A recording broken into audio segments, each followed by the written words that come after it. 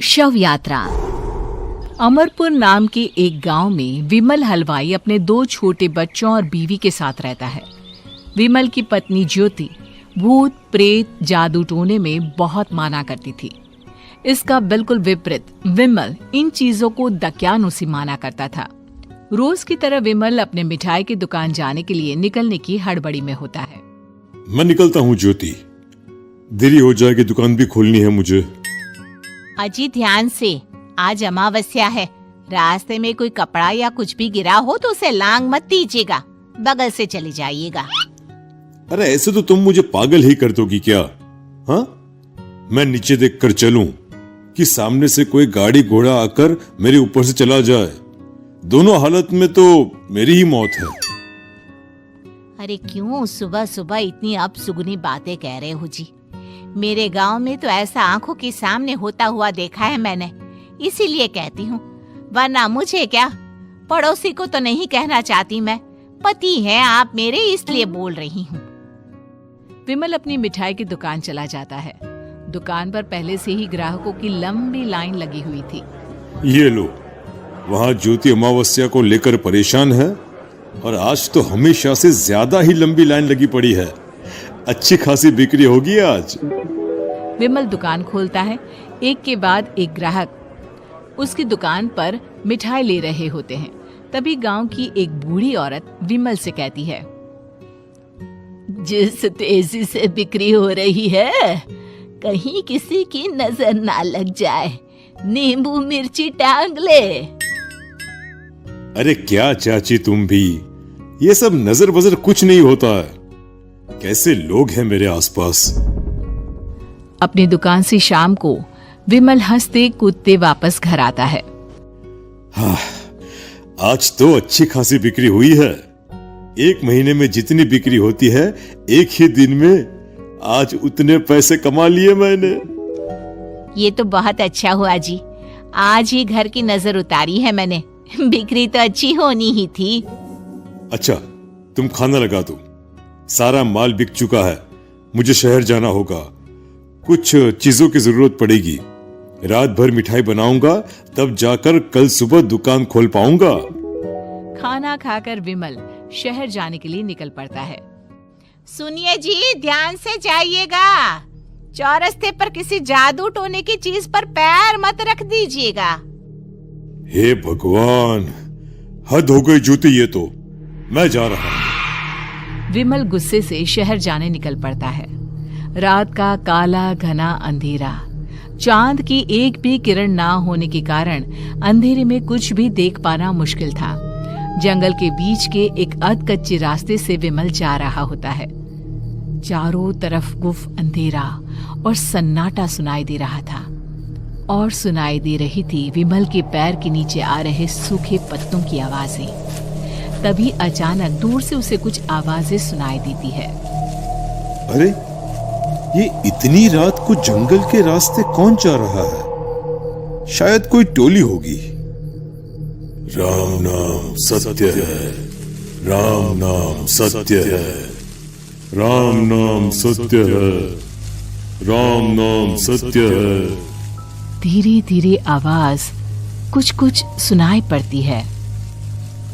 आवाज धीरे धीरे और नजदीक आती सी लगती है।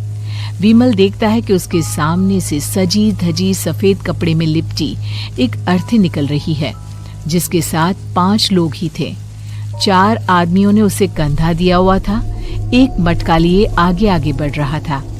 विमल के बिल्कुल सामने आकर अर्थी रुक जाती है। उसमें से एक आदमी विमल से कहता है, अरे भाई, जरा अर्थी को कंधा लगाना, मैं बहुत थक गया हूँ, बड़ी मेहरबानी होगी। हाँ भाई, कंधा तो मैं लगा दूं, पर रात को 12 बजे ये शव यात्रा, इस समय कौन अर्थी ले जाता है? तभी विमल को ऐसा लगता है कि शव में से आवाज आई, ये आवाज। मजबूरी है भाई, आप कंधा दीजिए, मैं रास्ते में सब बताता हूँ आपको। विमल अर्थी को कंधा दिए चल रहा होता है कि उसे ऐसा लगता है कि हाथ में मटका लिए जो आदमी शव के आगे चल रहा है उसके पैर उल्टे हैं। क्या हुआ भाई, हकला क्यों रहे हो? वो आपके साथी के पैर उल्टे। विमल अपनी बात पूरी भी नहीं कर पाता कि वो देखता है कि उस आदमी के पैर तो सीधे ही हैं। अरे नहीं, कुछ नहीं, मुझे शायद वहम हुआ होगा।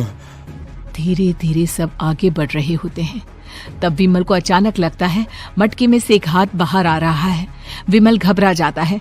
इसके पहले वो कुछ बोल पाता, कल्लू कहता है, मेरा नाम कल्लू है। हम 6 दोस्त थे, जिसमें से एक को तो तुम सोया हुआ देख रहे हो। इतनी पक्की दोस्ती थी कि जैसे हम सब सगे भाई हैं। पर किस्मत का कोई क्या कर सकता है। आज से 4 साल पहले एक नदी में हम सब नहाने गए थे, जिसमें डूबकर राजेश की मौत हो गई। किसी मजबूरी के कारण हमें उसकी अर्थी को रात को ही शमशान घाट ले जाना पड़ा। हम 5 उसे ले जा रहे थे। 4 साल पहले आप 5 में मैं कुछ समझा नहीं। मंकू अपनी गर्दन पीछे घुमाकर अपनी आंखें बड़ी बड़ी कर बीमल से कहता है, अरे भाई, पूरी कहानी खत्म होने दो, फिर बीच में बोल लेना, ठीक है? तभी रास्ते में एक हादसे में अपने दोस्त के साथ हम सभी मर गए। वो सामने देखो, हमारा दोस्त। बीमल सामने देखता है। उसे दिखता है कि एक ऐसा आदमी जिसका शरीर कई जन्मों से पानी के अंदर रहने के कारण सफेद पड़ गया है। उसकी आंखें बाहर की ओर निकली हुई थी। फिर ये अर्थी किसकी है? अर्थी के साथ के लोग अर्थी को नीचे रखते हुए एक साथ बीमल की ओर देखते हुए कहते हैं, तुम खुद ही देख लो। बीमल शव पर से सफेद कपड़ा हटाता है। शव की जगह खुद को ही देखकर बीमल के होश उड़ जाते हैं। वो शव बीमल की ही थी। पलक झपकते ही बीमल उस अर्थी की जगह पर होता है। 6 के 6 दोस्त उसी तरह अर्थी को उठाकर चलने लग जाते हैं। राम नाम सत्य है। राम नाम सत्य है। राम नाम सत्य है। दोस्तों, हमें उम्मीद है कि आपको हमारी ये कहानी पसंद आई होगी। कृपया हमारे चैनल को सब्सक्राइब करें और सभी अपडेट्स के लिए बेल आइकन जरूर दबाएं। और हाँ, वीडियो लाइक और शेयर करना मत भूलिएगा। Bye bye.